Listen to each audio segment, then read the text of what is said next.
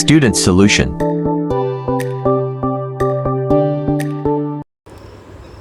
बिस्मिल्लाहिर्रहमानिर्रहीम। अल्लाहुम्मा सल्लि अला मुहम्मदिन व आले मोहम्मद व अज्जिल फ़रजहुम। अस्सलामु अलैकुम स्टूडेंट्स, क्या हाल हैं? उम्मीद है आप सब ठीक होंगे। स्टूडेंट्स, आज हम बात करेंगे रिपल टैंक की। तो हम स्टार्ट करते हैं। रिपल टैंक क्या है? तो सबसे पहले स्टूडेंट्स, रिपल टैंक की डेफिनेशन हम लेते हैं basic. Ripple tank are device which produce water waves.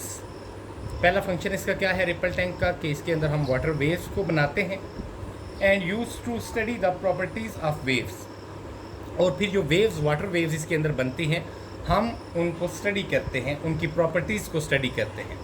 तो रिपल टैंक की प्रॉपर डेफिनेशन जो है, a device which produce water waves and use to study the properties of waves. Water waves हम इसके अंदर बनाएंगे और उनकी जो मेन कैरेक्टरिस्टिक हैं, प्रॉपर्टीज़ हैं, वो स्टडी करेंगे। तो स्टूडेंट्स, सबसे पहले अगर हम इसका स्ट्रक्चर देखते हैं तो यहाँ पे देखें, ये आपको एक टैंक नज़र आ रहा है, लाइक जैसे एक छोटा टेबल होता है। यहाँ पे हमने ये जो आपको वाइट पार्ट नज़र आ रहा है, ये बिल्कुल ट्रांसपेरेंट होगा, शफाफ होगा। ये ऐसे होगा कि ग्लास का बना हुआ है। इसके अंदर जो पानी है स्टूडेंट्स, यहाँ पे देखें एक वाइब्रेटर मोटर हमारे पास साइड पे लगी हुई है। जब इसके अंदर वेव्स बनेंगी तो ऊपर हमने एक लैंप फिट किया हुआ है। वो लैंप की रोशनी जब उन वेव्स के ऊपर पड़ेगी तो उनका पैटर्न आपको नीचे नज़र आएगा। नीचे हमने एक स्क्रीन, आप स्क्रीन कैसे बना सकते हैं? सिंपल, जो हमारे पास चार्ट होता है जिसके ऊपर हम पेंटिंग वगैरह करते हैं, वो वाइट पेपर भी आप नीचे रख सकते हैं। जब रोशनी यहाँ से इन वेव्स के ऊपर, जिसको हम वाइब्रेटर की मदद से रिपल टैंक के अंदर बना रहे हैं, रोशनी जब उनके ऊपर पड़ेगी, क्योंकि ये सारा ट्रांसपेरेंट है, ग्लास है, यहाँ से जब पानी मूव जिस तरह से करेगा वो पैटर्न आपको नीचे स्क्रीन पे नज़र आएगा। ये देखें, ये वेव्स पैटर्न आपको यहाँ पे नज़र आ रहा है। तो ये स्टूडेंट्स इसका मेन हमारे पास स्ट्रक्चर है। अब यूजेस हम देखते हैं इसके। The basic properties of waves like reflection, refraction and diffraction can be describe by ripple tank. Main use क्या है रिपल टैंक का, कि जो मेन करेक्टरिस्टिक्स है, प्रॉपर्टीज़ हैं वेव्स की, रिफ्लेक्शन, रिफ्रैक्शन एंड डिफ्रैक्शन, इनको हम स्टडी करते हैं। दूसरा, इसके अलावा it is also use to calculate frequency, wavelength and speed of waves.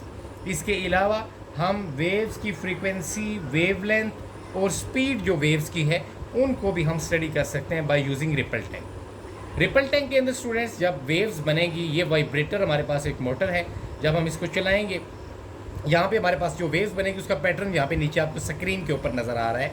यहाँ पे आप देखें, कुछ आपको डार्क नज़र आ रहा है पैटर्न और कुछ ब्राइट नज़र आ रहा है। स्टूडेंट्स, जो ब्राइट पैटर्न है हमारे पास, वो क्रस्ट है। जैसे वेव्स यहाँ पे ये एक बनी हुई है, आपको नज़र आ रही है। ये जो ऊपर वाला हिस्सा होता है ये क्रस्ट है, नीचे वाला ट्रफ है, फिर इसी तरह से सो ऑन, ये क्रस्ट है।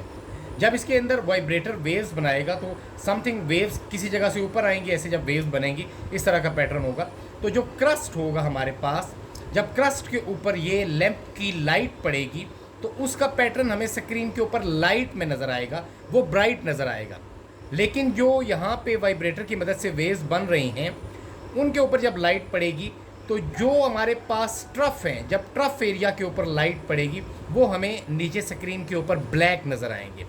तो यहाँ पे डार्क और ब्लैक जो आपको नज़र आ रहे हैं, जो ब्लैक है हमारे पास स्टूडेंट्स, वो क्या है, जो अंदर वेव्स बन रही हैं वाइब्रेटर की मदद से रिपल टैंक के अंदर, जो ब्लैक एरिया है वो क्या है, वो ट्रफ है वेव का। और जो आपको ब्राइट नज़र आ रहे हैं, रोशन जो नज़र आ रहे हैं यहाँ पे, वो क्या है, वो हमारे पास क्रस्ट है।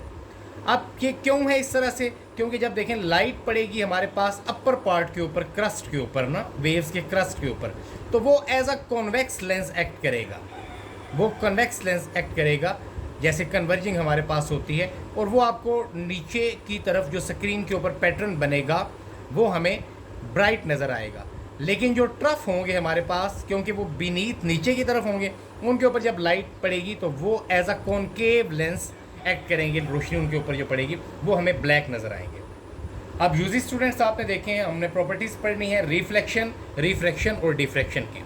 तो वन बाय वन हम स्टडी करते हैं। सबसे पहले रिफ्लेक्शन क्या है स्टूडेंट्स, देखें, जिस वक्त वेव्स, जैसे यहाँ पे आपको नज़र आ रही हैं, ये 3 वेव्स जा रही हैं और रास्ते में हमने कोई रुकावट यहाँ पे रखी हुई है, कोई ऑब्स्टेकल, आपकी बुक में ऑब्स्टेकल वर्ड लिखा हुआ है, ऑब्स्टेकल रुकावट वगैरह है। ये वेव्स देखें जा रही हैं उस तरफ, जब ये इस ऑब्स्टेकल के साथ टकराएंगी तो ये देखें अब ये वापस मुड़ के आ रही हैं। पहले इनकी डायरेक्शन उस तरफ थी, टकराने के बाद ये वापस मुड़ के आती हैं। अब वेव्स जब टकरा कर मुकम्मल बाउंस बैक हो जाती हैं एक मीडियम से दूसरे मीडियम में, यानी उसी मीडियम की तरफ वापस आ जाती हैं, इसको हम बोलते हैं reflection. When waves from one medium falls on the surface of other medium it bounces back, it is called reflection of light. और इसके अंदर स्टूडेंट्स देखें, एंगल ऑफ इंसिडेंट और एंगल ऑफ रिफ्लेक्शन ये दोनों बराबर होते हैं। एंगल ऑफ इंसिडेंस क्या है? जो इंसिडेंट रे हैं, आने वाली रे जो शुरू में ये आ रही हैं, ये जो नॉर्मल के साथ एंगल बनाएंगी वो एंगल ऑफ इंसिडेंट होगा। और रिफ्लेक्शन जो एंगल हमारे पास होता है, एंगल ऑफ रिफ्लेक्शन, वो क्या है? जो नॉर्मल के साथ रिफ्लेक्टेड रे बनाती हैं। तो ये देखिए स्टूडेंट्स, रिफ्लेक्शन में सिंपल रेज जब जाती हैं ऑब्स्टेकल के साथ टकरा कर मुकम्मल वापस मुड़ आती हैं, इसको हम कहते हैं रिफ्लेक्शन। उसके बाद हम देते हैं नेक्स्ट प्रॉपर्टी रिफ्रैक्शन। रिफ्रैक्शन जैसे स्टूडेंट्स हमें पता है कि जो वेव्स होती हैं जब वो एक मीडियम से दूसरे मीडियम के अंदर दाखिल होती हैं, जैसे एयर से हम लाइट को ग्लास के अंदर ले जाएं या वाटर के अंदर, तो वो लाइट थोड़ी सी मुड़ जाती है, बेंड हो जाती है। तो हम ये कह सकते हैं कि the bending of the waves when they enter from one medium to other, it is simple called refraction. यहाँ पे देखें वाटर वेव्स जो हमारे पास यहाँ पे बन रही हैं स्टूडेंट्स, यहाँ पे हम एक ऐसा सिस्टम बना देते हैं कि जो हमारे पास पानी पड़ा हुआ है रिपल टैंक के अंदर, इसके अंदर कोई हम ऐसे मटेरियल रख देते हैं कि एक तरफ से पानी गहरा हो जाता है जिसको हम डीप वाटर बोलेंगे, और एक तरफ से कम गहरा है, शैलो वाटर हो जाएगा हमारे पास। जहाँ पे हमने ये बनाया है देखें कि अब यहाँ पे रिफ्लेक्शन की बेसिक डेफिनेशन जैसे मैंने बताई है कि वेव्स एक मीडियम से दूसरे मीडियम में जब दाखिल होंगी, यहाँ पे हमारे पास एक मीडियम क्या है? शैलो वाटर, जो कम गहरा पानी है, और दूसरा मीडियम क्या है? डीप वाटर, गहरा पानी जो है। तो देखें ये क्या होगा? When waves enter from deep water to shallow water, then speed of the waves change. इनकी स्पीड चेंज हो जाएगी, एंड वेव्स डाइवर्ट, और वेव्स क्या हो जाएंगी? डाइवर्ट हो जाएंगी, बेंड हो जाएंगी, अ लिटल, बिल्कुल थोड़ा सा मुड़ जाएंगी। It is called refraction. यहाँ पे देखें वेव्स की स्पीड स्लो है, यहाँ पे पानी कम गहरा है शैलो वाटर में, और वहाँ पे आपको स्पीड दूसरी तरफ फास्ट नज़र आ रही है। जब कम गहराई से वाटर वेव्स गहराई वाले पानी के अंदर दाखिल होंगी, शैलो से डीप में, तो स्पीड क्या होगी? स्लो से फास्ट हो जाएगी। गहराई वाले पानी के अंदर, डीप वाटर के अंदर स्पीड जो होगी वो फास्ट होगी। तो यहाँ पे आपने देखा ये मुड़ भी गई हैं। एक्चुअल पार्ट जो था इनका ये स्ट्रेट था, बिल्कुल सीधा, लेकिन जैसे ही ये कम गहरे से गहरे पानी में गई हैं, ये मुड़ गई हैं। तो this bending is called refraction, और यहाँ पे इनकी स्पीड भी चेंज हो जाएगी। उसके बाद है स्टूडेंट्स लास्ट हमारे पास डिफ्रैक्शन। डिफ्रैक्शन क्या है? यहाँ पे देखें आपको ये वाटर वेव्स नज़र आ रही हैं, और ये जो रेड एरो आपको नज़र आ रहा है, ये वाटर वेव्स उस तरफ जा रही हैं, उस तरफ। आप देखें हमने यहाँ पे दरमियान में ना एक ऑब्स्टेकल रखी है, रुकावट रखी है, और यहाँ पे हमने गैप बनाया है। ये हमारे पास एक रुकावट है और एक स्टूडेंट्स ये है, ये दरमियान में गैप है हमारे पास। जब ये वेव्स यहाँ से पहुँचेंगी इस गैप के पास, ये जो आपको एक होल, एक सुराख नज़र आ रहा है, वेव्स जब यहाँ पे पहुँचेंगी तो ये बेंड हो जाएंगी, क्योंकि इन वेव्स ने गुजरना है इस पॉइंट के अंदर से, यहाँ से।